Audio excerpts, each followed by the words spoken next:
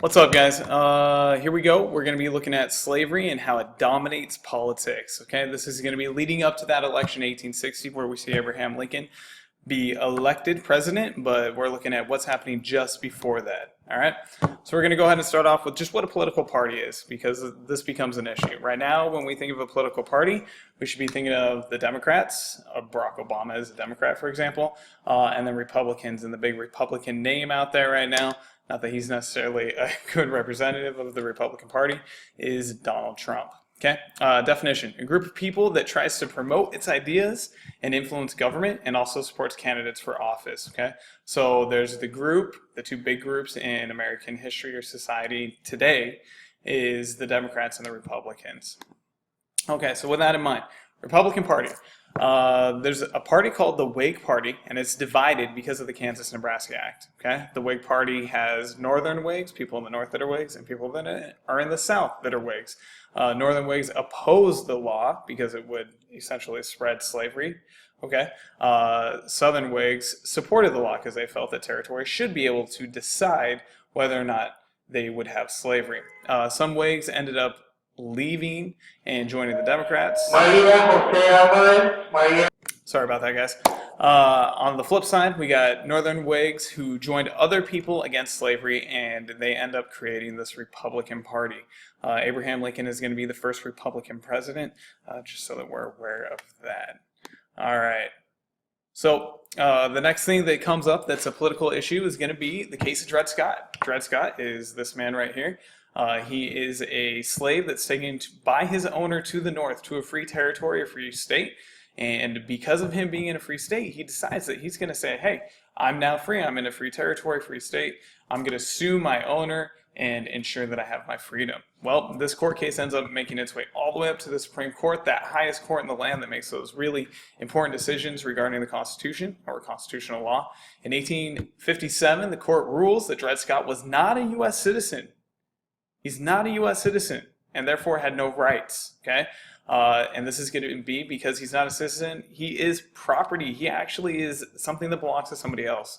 And this is a ruling from that highest court in the land, that judicial branch, the Supreme Court, okay? Court also said that Congress may not ban slavery since it would violate slaveholders' property rights. Property rights are protected by the Constitution, and the interpretation is that slaves are property and they're going to be protected, just like your home would be. Next issue that comes up when it comes to politics is going to be the Lincoln and Douglas debates. Abraham Lincoln goes up against Stephen Douglas for a series of debates in 1858. They ran against each other, each of them trying to become a senator for the state of Illinois. Ultimately, Stephen Douglas is going to end up winning. But what it does is it gives Lincoln this national stage where he becomes very, very popular. Okay, the goal, or what Lincoln said about slavery, was that it's a moral and social and political wrong, and believe that African Americans had rights based on what it says in the Declaration of Independence. All men are created equal, and Lincoln is saying that slavery must not expand. He doesn't believe in ending slavery where it exists, or that there need to be laws created to end it, but he does not want to see it expand.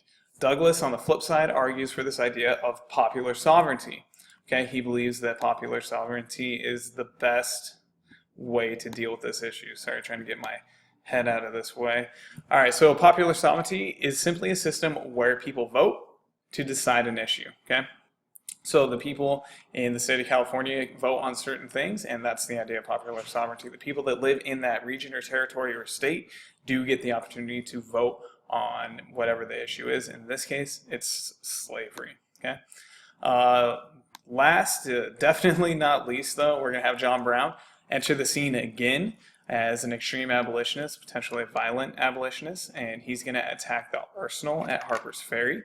1859, this is when it takes place, so this is right before the election in 1860. He wanted to inspire slaves to fight for their freedom, so he's actually trying to instigate or start a huge slave rebellion. Okay, he attempts to capture the weapons arsenal at Harper's Ferry, Virginia. His goal is to take all these weapons that he captures in this arsenal full of guns and cannons and all kinds of materials that can be used during warfare, and provide it to slaves who would then fight for their freedom.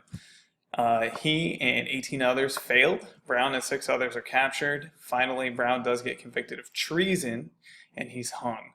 So his actions are going to be one of those last straws before the election of 1860 that demonstrates how divided the country is. And they're divided over the big issue of slavery. It really, all these things that we talked about, John Brown and his raid is to free slaves. The Lincoln-Douglas debates are centered around slavery. Dred Scott case is a ruling that demonstrates that African Americans are not citizens and therefore don't have rights. Okay, this is based on the idea of slavery. The formation of the Republican Party, this is based on the idea or the problems that people have with slavery. So all of these issues can get traced back to slavery, and it becomes the dominating topic and force in politics, ultimately taking us down to the election of 1860, where we know that Abraham Lincoln is elected, and we'll go ahead and talk about what happens next in your next video.